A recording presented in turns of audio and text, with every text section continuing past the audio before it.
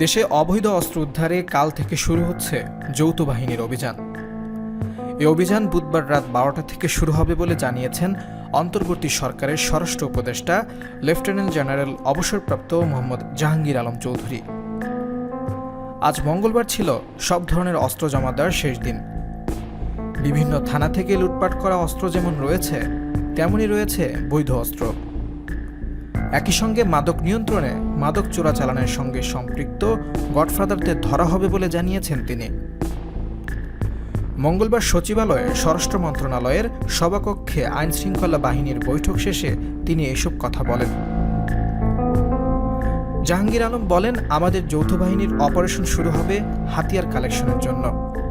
আমরা যেন অবৈধ অস্ত্রগুলো সংগ্রহ করতে পারি, আমি এ ব্যাপারে আপনাদের সহযোগিতা চাই। উপদেষ্টা বলেন, মাদক